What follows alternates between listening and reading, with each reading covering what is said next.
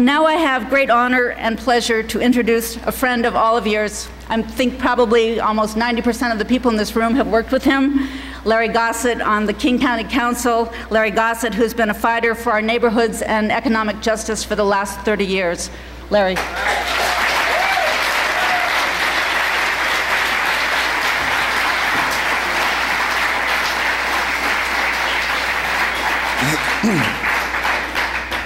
I'd also like for you all to join me in recognizing the consistency over the last quarter century of progressive, tireless work by Sally Soriano, our moderator.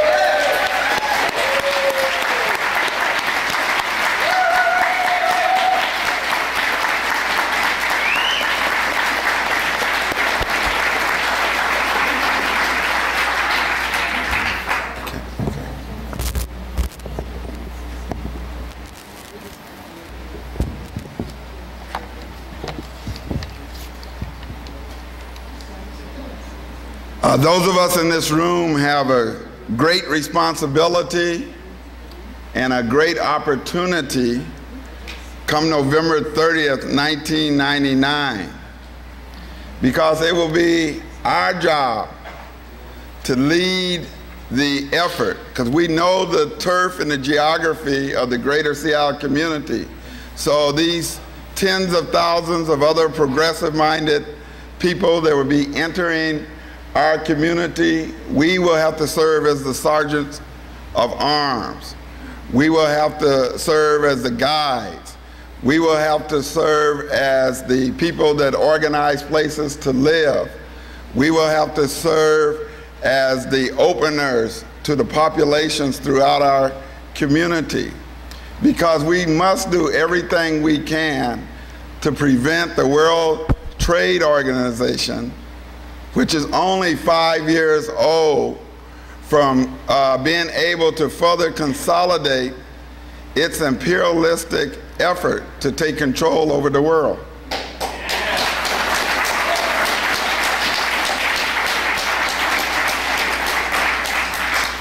And I use the word imperialistic because there is no other way that you can really describe what they are doing. This is an imperial set of people that wrote in their constitution, when we're doing our business, the public, the people can't be there. Our doors are not going to be open. Yet their goal is to develop an international constitution that, as it relates to the world economy, will have more power than any individual national constitution. Now, we can't have that happening here in our community. We must stand up and audaciously say that the World Trade Organization is not going to be comfortable here in Seattle, Washington.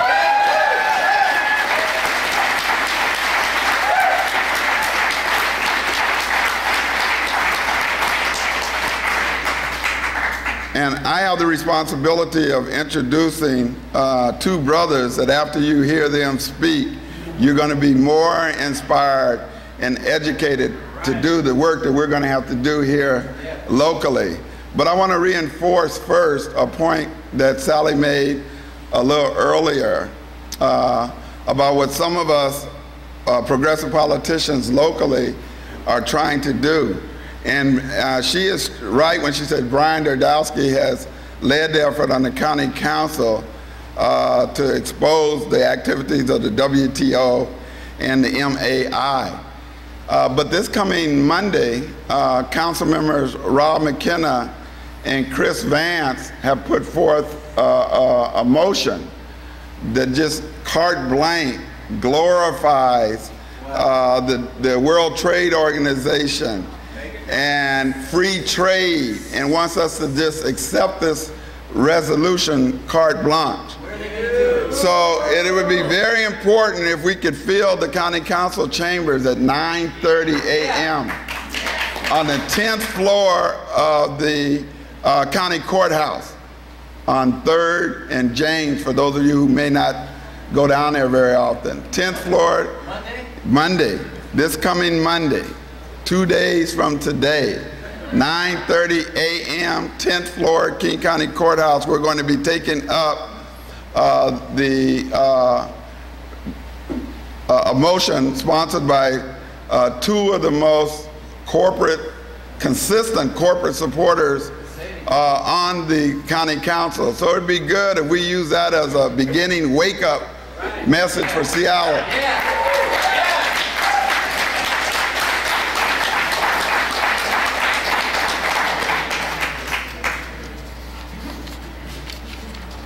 Our two speakers today have both been very, very active for decades in the progressive movement, not only in the United States, but internationally, that has been going on, particularly as it has related to South Africa. Dennis Brutus was born in Zimbabwe, but he actually grew up in Cape Town and other cities around there. And in 1966, he was exiled from South Africa after almost single-handedly leading a successful sports boycott of South Africa. So let's give him a hand.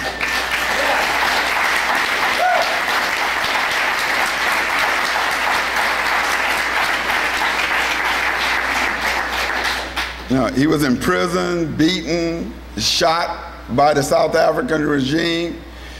And then exile. He said, y'all can put my body out of my home country, but you're not going to be able to silence my voice. Yeah. And true to his word, since coming to the United States in 1966, he's been a tireless warrior for reform and significant social change that benefits the majority of the people, not only in the U.S., but in the world community.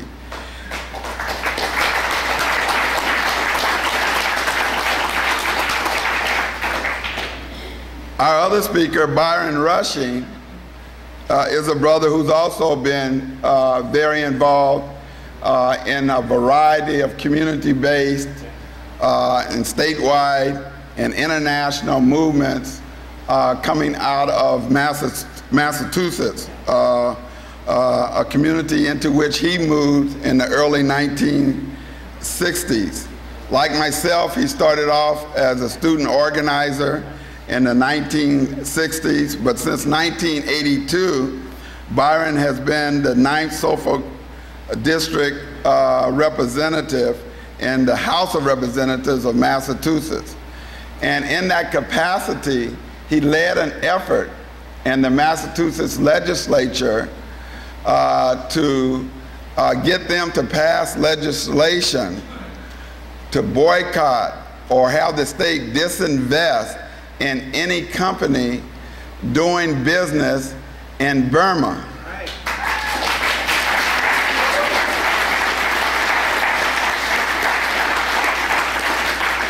And much of the ammunition and some of the tools he used successfully in that battle, he had learned as an activist who had organized in the anti-apartheid movement in the greater Boston area a decade or two before that.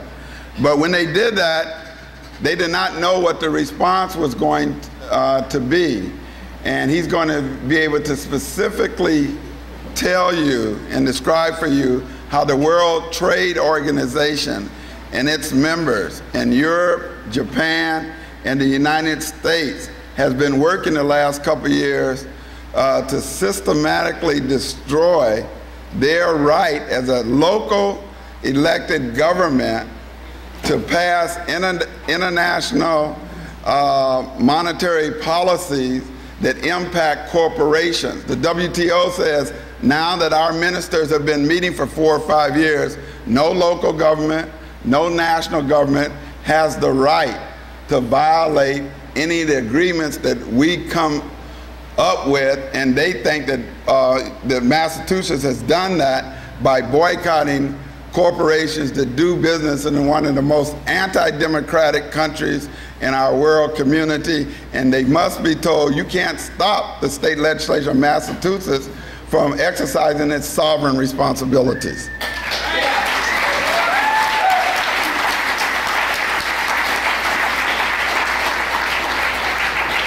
So without further ado, I would like to bring to you Bryan Rushing, State Representative from the fine state of Massachusetts. Yeah.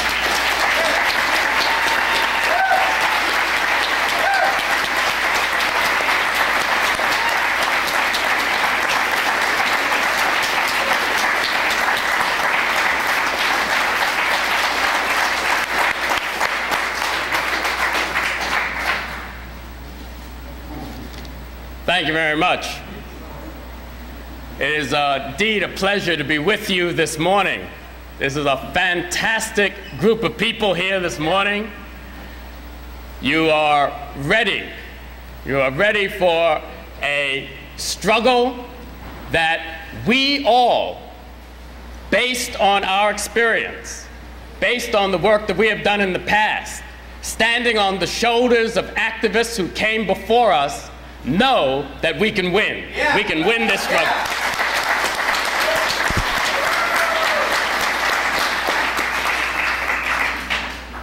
Massachusetts passed the Burma Law in 1996.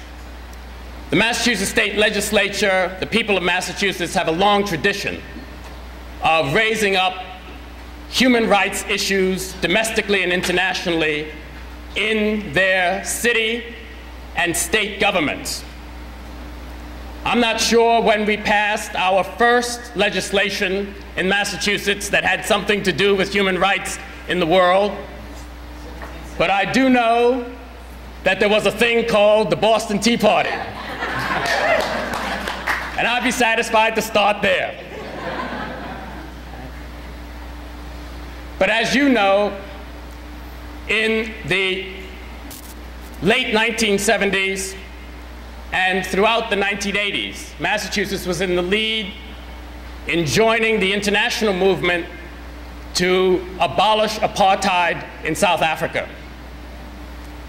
It's important to understand that we in Massachusetts did not think, were not arrogant, did not have any hubris to believe that we could stop apartheid in South Africa, but we knew that if we could join up with other progressive forces throughout the world and answer a strategy that had been defined on the ground in South Africa by the ANC and by COSATU and other progressive forces in South Africa, answer their call for international support, then together we would be able to be successful. There were people who told us that it was pie in the sky. They told us we had no chance. As year after year went by, and it seemed that the walls of apartheid were not crumbling, we were told that we should move away from this. We were told that we progressives would not be able to sustain the long haul. But of course we did. We stayed focused, and we won. Now in Massachusetts, we did two things. We disinvested our pension funds, our state pension funds from companies doing business in South Africa.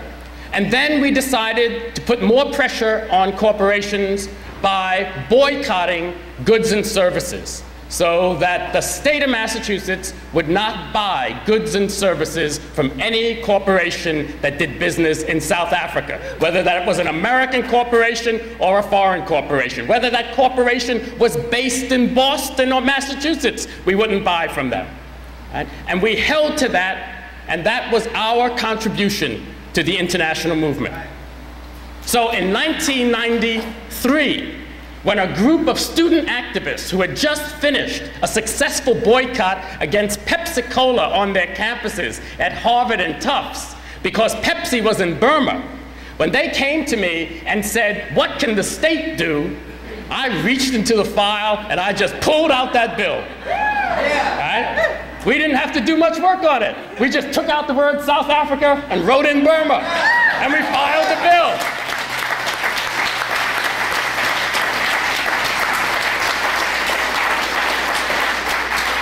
Now, it wasn't easy. It took us 3 years, 93 to 96, to get that legislation passed. Right? But we put that legislation out on the web. It's out on the net. And so there were actually cities who adopted that legislation that we wrote before we adopted it. All right? That was wonderful. It was working. Right? And in 1996, we passed that legislation.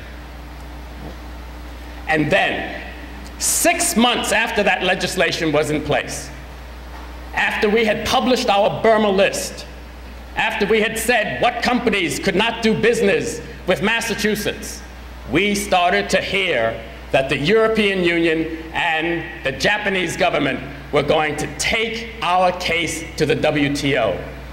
Now let me tell you, I knew what WTO stood for, but I did not know on what grounds they could take us to a WTO dispute panel. And so I began a very steep learning curve about the WTO and GATT. And they said that the Massachusetts law was GATT illegal. And what that meant was that the Japanese government and the European Commission of the European Union felt that they had a grounds to go to the WTO and call for a dispute panel. And who they were bringing to that dispute panel was not Massachusetts. It was the federal government of the United States of America. We had no standing. We had no standing. It was the federal government of the federal government that had to go and defend Massachusetts' right to have this law. And as you can imagine, all of these negotiations were all going on off to the side, in secret. People would call me up and say, you know, we just had a meeting. Stu Stromberg was just over meeting with the WTO about Massachusetts. And I said, well, no one called me about it. Oh no, we'll let you know. We'll let you know. Now finally we were able to get the State Department and the US Trade Office to agree that they would defend the law. And the panel was being established. When? Emboldened by these acts, by these two foreign powers, American corporations decided that even if the WTO won that case, it would not be enough.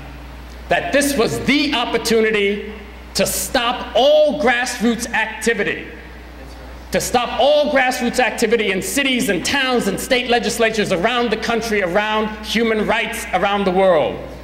And they challenged, they sued Massachusetts saying that it was unconstitutional what we were doing. And so the Japanese and the Europeans said, oh, never mind, we'll hold off on our panel because the American corporations have a better idea. Right? They are going to stop all active forces around human rights to have any ability to pass laws in cities and towns and states, because they're going to argue that the Massachusetts law is unconstitutional because Massachusetts is doing foreign policy, and foreign policy under our Constitution can only be done by the federal government.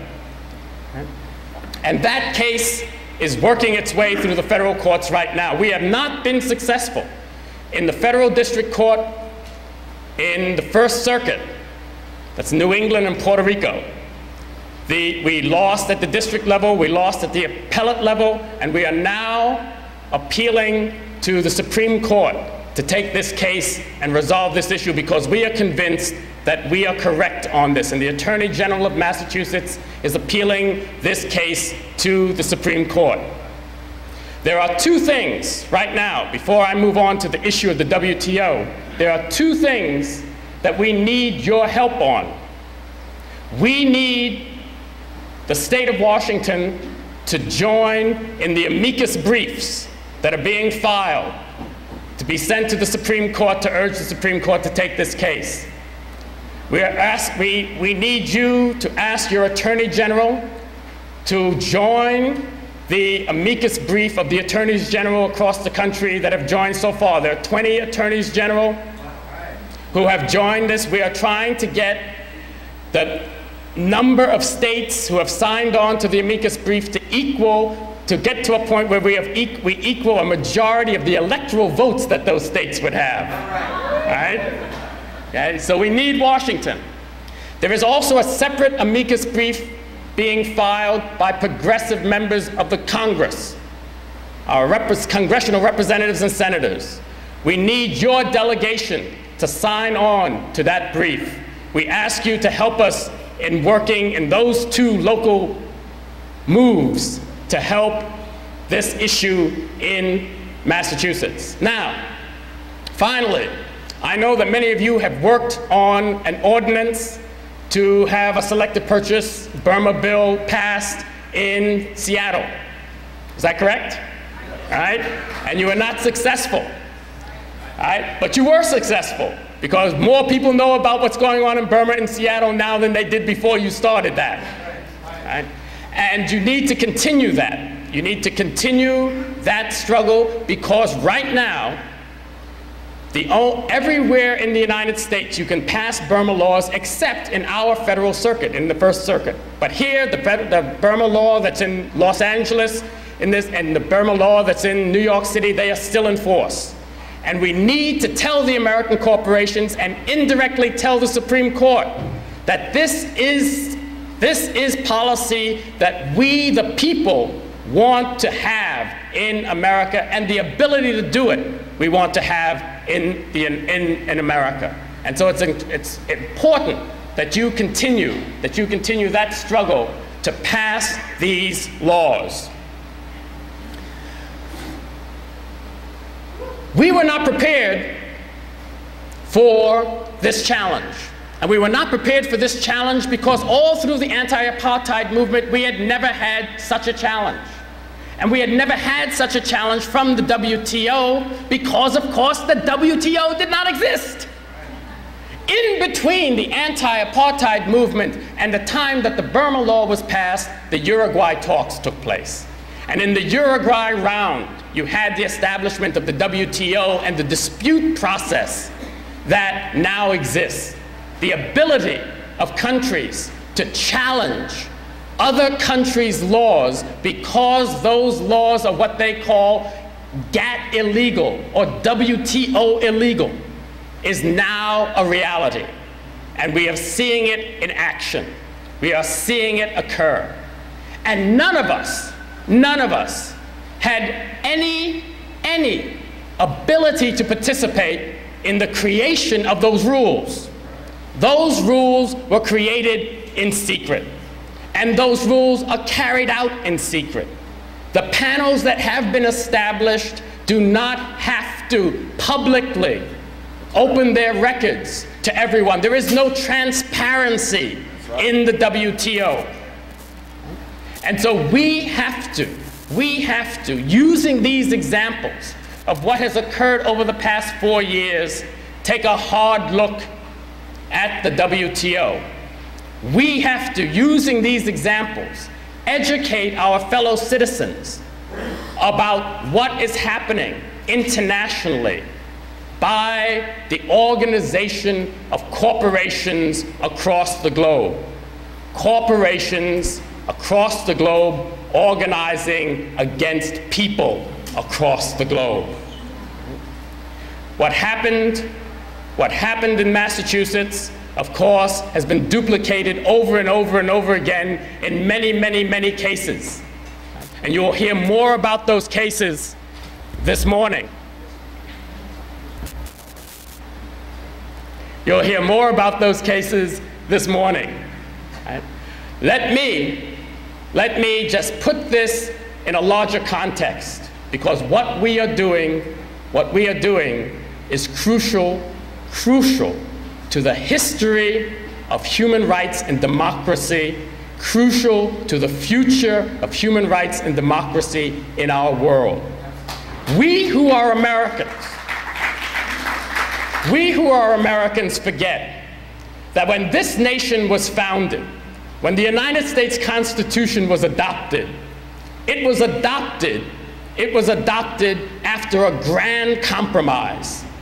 A grand compromise. There were revolutionaries at the beginning of this nation who believed that the issue was the empowerment of human beings, that human beings had to be granted liberty, that human beings had rights, that human beings were supreme. But at the same time, there were people involved in that same struggle who were involved in that struggle because they wanted more control over property. They wanted control over property, and they wanted property to be supreme. And our Constitution is a compromise of those two ideologies. And the time has come when we must end that compromise.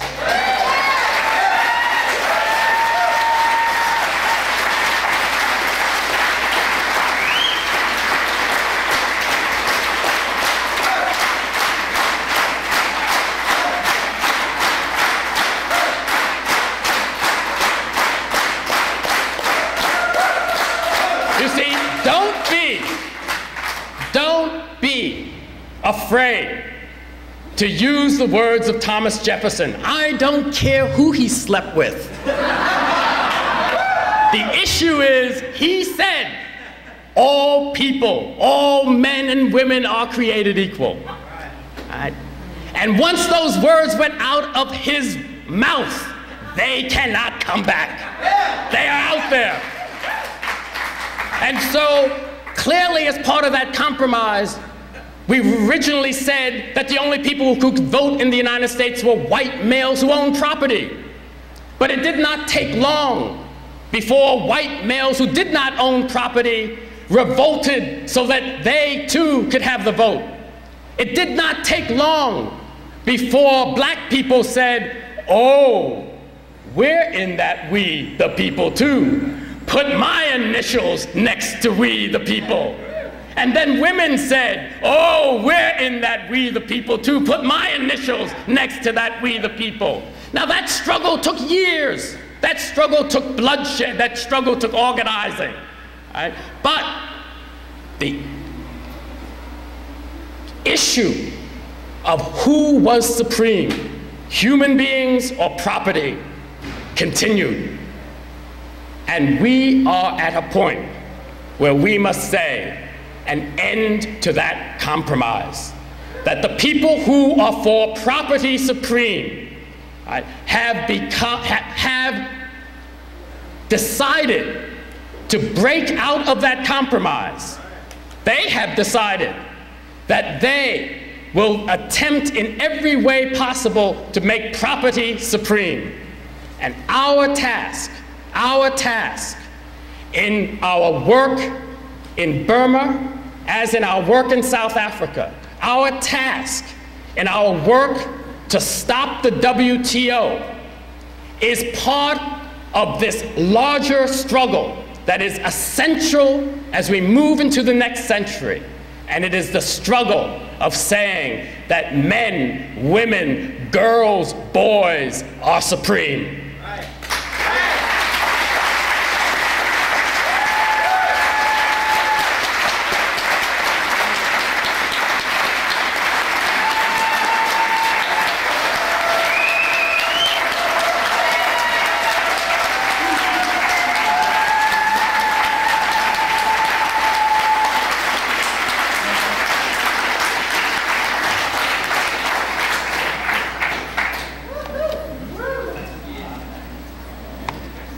Thank you very much, Bryan.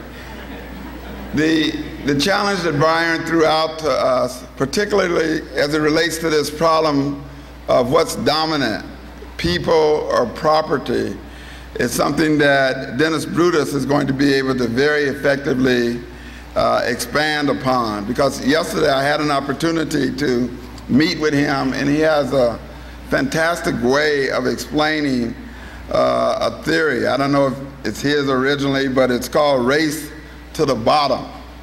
And it talks about how the WTO's policies, and we have to learn to do this, their policies, their program is systematically aimed at making the interests of corporations, big businesses, in and out of this country dominant over the needs of the overwhelming majority of workers, people who are not working, the environment, and everything else that gets in their way at maximizing profit.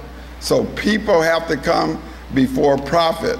Us saying that is not going to be enough. Mr. Brutus is someone that is, based on his experience, is going to be able to enlighten us on a whole variety of ways that we can practically bring that message to the people of Seattle and King County and all the other visitors that we're going to have over the next couple months as we build this movement to expose the real activities of the WTO. Dennis is currently the professor of African literature at the University of Pittsburgh. In addition to his political activism and academic work, Mr. Brutus is a distinguished poet. He is the recipient of the Langston Hughes Award for Poetry and the Paul Robeson Award for Artistic Integrity.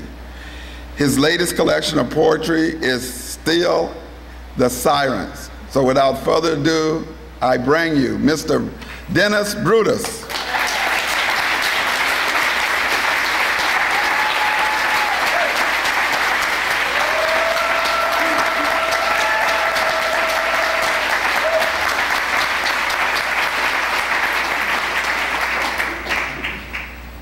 Thank you.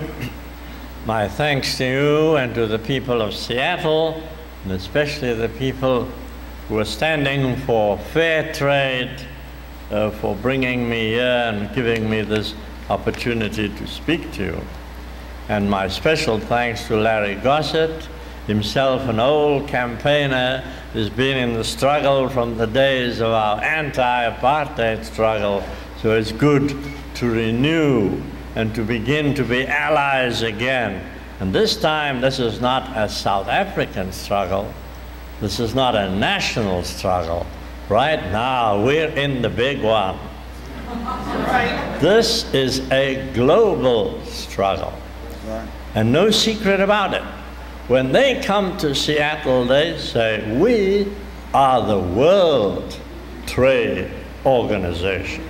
We not only aim to run the world, we're going to write a constitution for the whole world, and we can tell you what you can do and what you cannot do.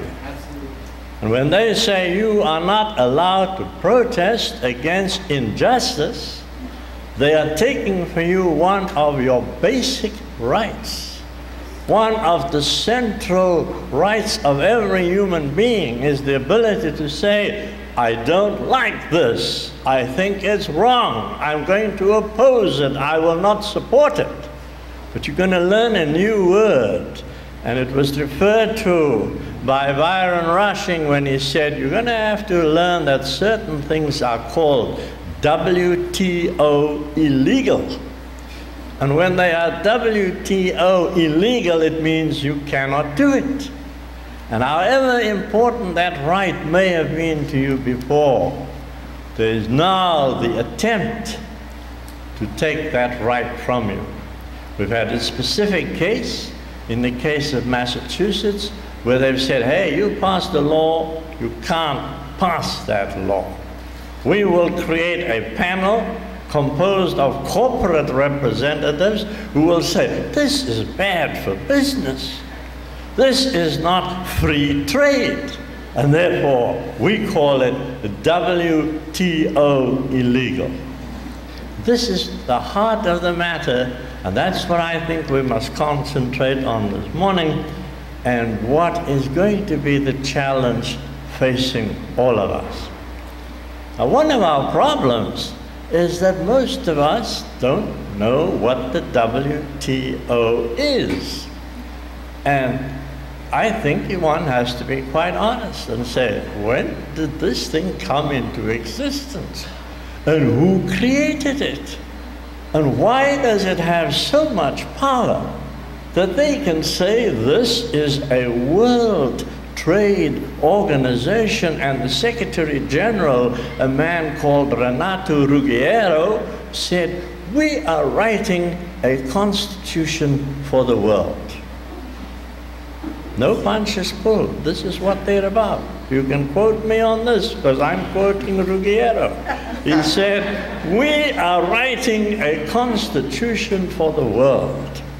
And in that constitution, they will say what your freedoms are and what your freedoms are not. And because we don't have the time, I'm going to just focus on one fairly narrowly, and then I encourage you to pick up some of the material which is available there, which has some excellent things in it. I think we can manage without this one.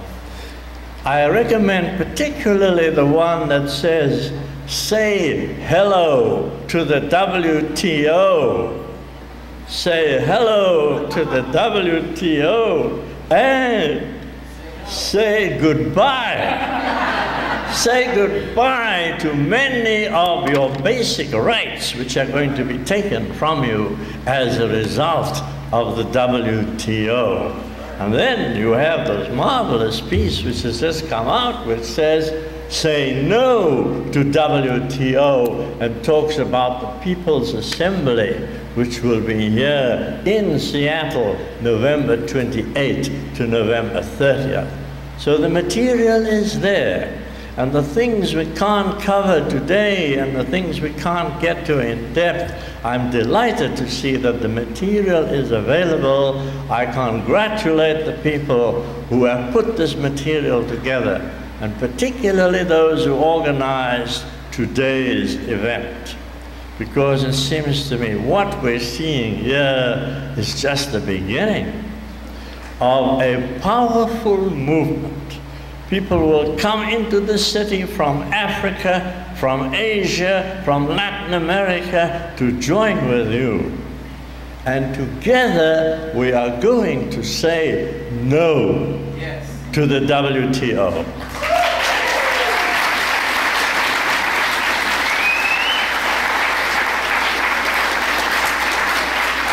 And when we say no, I assure you that your message will go around the world. And people who are suffering the consequences of WTO policies will not only be grateful that you have taken a stand, but they will join you in that protest against the WTO. And we're going to set in motion a movement and a demand and a protest around the world which is going to say no to the WTO, and it's going to start right here in Seattle.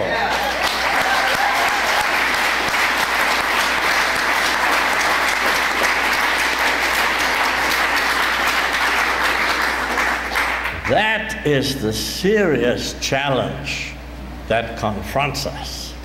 That is the challenge we must meet, to mobilize ourselves and our organizations, the trade unions, the churches, the community educations, and the students who were so dynamic in the anti-apartheid struggle. We've got to pull them in again. And their energy and their ingenuity and their inventiveness, we're going to have to find that and reach out for it and bring it into the struggle. And together the word is going to go out from Seattle, no to the WTO, right from here. But let's look at what the WTO has done. There's this nebulous monster out there. And Bryan has given us a quick run-through of where it came from. Out of GATT, the General Agreement on Tariffs and Trades, from the creation of the Uruguay Round to the emergence of the WTO itself as a World Trade Organization, with a very important difference. Before that, under GATT, you had agreements which were based on consensus. Organizations got together, they agreed on a policy, and they said, we'll carry this out. The other important difference was that the agreements under GATT were without sanctions. They were not enforceable. There was no punitive force to punish you if you did not take action. Both those two elements have been removed in the WTO. When it takes a decision, it takes it on a vote, and those who don't vote are said to be part of a consensual agreement. So you get around disagreement that way. And secondly, the capacity to enforce, to punish, so that anybody who does not accept an agreement once it has been laid out by the WTO, that country can be punished. Any country. You think countries are immune? The United States can be fined for breaking a WTO agreement. The European countries were fined $200 million for breaking a WTO agreement. So the capacity now is there to enforce and to punish, to compel countries to obey the WTO. That's one important thing you have to remember. And Bryan has mentioned another very important one. Their decisions are made in secret. That's one reason why lots of us don't know about the WTO, because so much of its activities are conducted in secret. Bear that in mind. And then I'll give you a third consideration. Not only can they enforce it, not only do they do it in secret, but the WTO can punish, can fine, and worst of all, the WTO has the capacity, and this is going to be hard to believe, but it's true, the WTO has the capacity to override the laws and the constitution of any country in the world. Any country in the world, including the United States. The WTO has that power, that if in the United States you have a law that says you can do this, the WTO can say, sorry, we say you can't do it. And again, that's going to be hard to believe. So let's walk you through just a couple of the specifics. There's an excellent little publication, I believe it's out on the table, Sally will take care of you, in which you get the details of a couple of cases that I'm just going to mention very briefly now. I'll give you one of them. It's about bananas. It's about Chiquita bananas. It's about Dole bananas. And the rule was made by the WTO. And you say, what are they got to do with bananas? And this is the story. The European countries were buying their bananas in the Caribbean. From little countries out there in the Caribbean, great climate, but not much to do. They grow bananas and they sell them to Europe. And many of these were colonies of the European countries. Now those countries are buying the product from their former colonies to help those economies. Makes sense. But then the United States went to the WTO and said, hey, the European countries are buying bananas from the Caribbean. We want them to buy bananas from Chiquita. We want them to buy bananas from Dole. Now it's true we don't grow too many bananas in the US, but we own Chiquita. We own Dole, and we want you to compel the European countries to buy Chiquita and to buy Dole. And the World Trade Organization, the WTO, said, right on. And if the European countries don't buy Dole and Chiquita, we will punish them. We will fine them. We will fine them $200 million.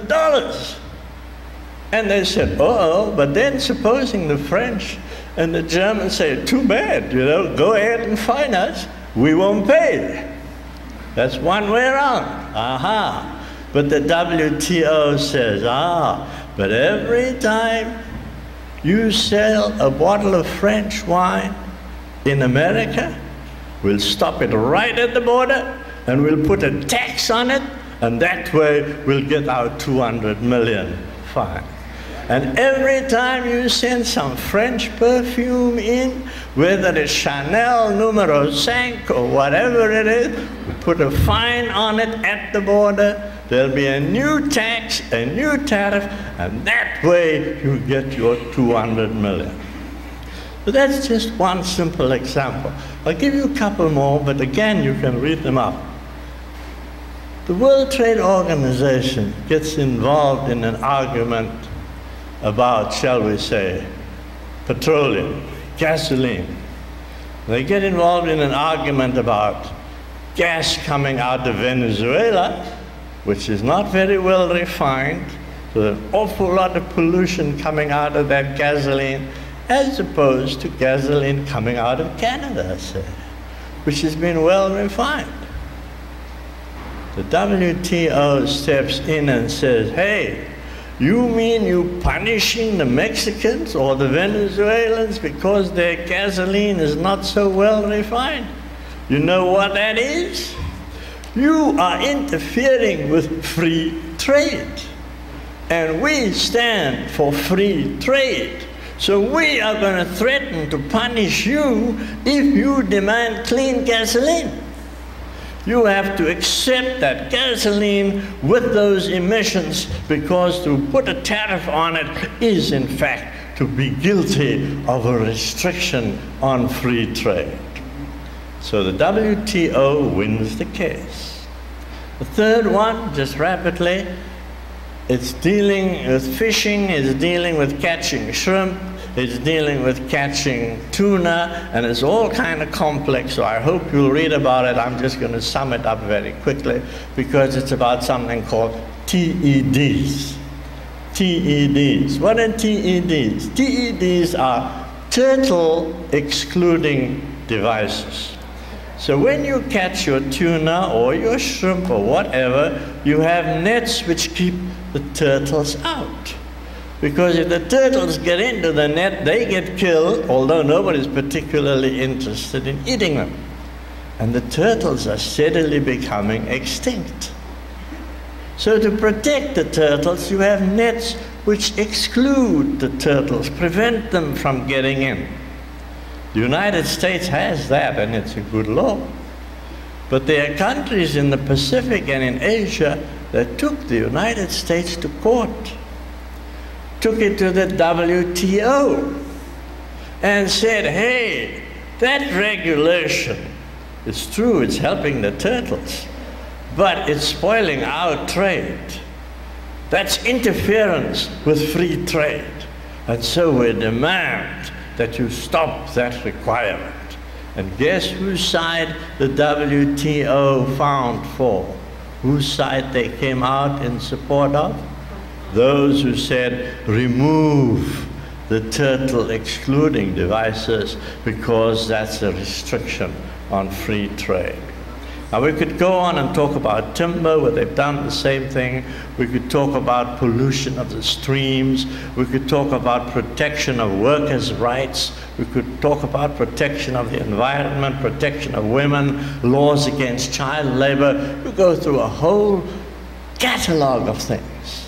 And you'll find in every case, the WTO will find in favor of the corporation, will find in favor of the lower standards. So when Larry Gossett talks about a race to the bottom, we're talking of quality going down all the time. Human quality, quality of life, quality of the environment, quality of jobs. All of that going down because the WTO says we're in favor of free trade. And free trade means no control, no restrictions. The pursuit is for profit, not people. And people are not important. It's the profit that's important, and you have to maximize the profit. And one way to maximize the profit is, of course, to reduce the wages. You can push the profit up if you can push the wages down. And so you have a clear gap which everybody can see. Today in the world created by the WTO and the IMF and the World Bank, the rich get richer. And the poor, as we all know, are getting poorer. There are now 1.5 billion people across the world living in starvation, living at the poverty level. And this is a dramatic increase reported by the United Nations and the World Bank itself. They say that the figure has gone from 1.3 billion to 1.5 billion, already 200 million more starving people in the world. That's your race to the bottom. And that's what we're talking about when we say we have to confront this ideology, this new almost religion, a new theology which says people are not important, profits are important, and the bottom line is to maximize profit. That's what the market is about. The market dictates instead of morality. The market decides that what is important is to increase your profit, even at the cost of the environment. If you have to cut down the forest, if you have to poison the water, if you have to depress people's wages, or you keep them stagnant so that while they appear to be good, because the price of goods is going up all the time, the value of your wages are going down. You have to take more money to buy the goods you used to buy in the past. All of this part of the same process, which is going into a new, more dramatic, more dangerous phase when they come to Seattle. When they come to Seattle, they say they're going to do two things. The one is called the ministerial round. The ministers of finance of the various countries will come here, and they will be welcomed by President Clinton and presumably by all of you as well. Well, okay, that's up to you as a matter of politeness. But when they start kicking in your TV set, and they start smashing your cups and saucers, and when they start overturning the tables and destroying the quality of life for people in Seattle, in the state of Washington, across the United States, and across the world, we say, that's the point where you say, this has got to stop.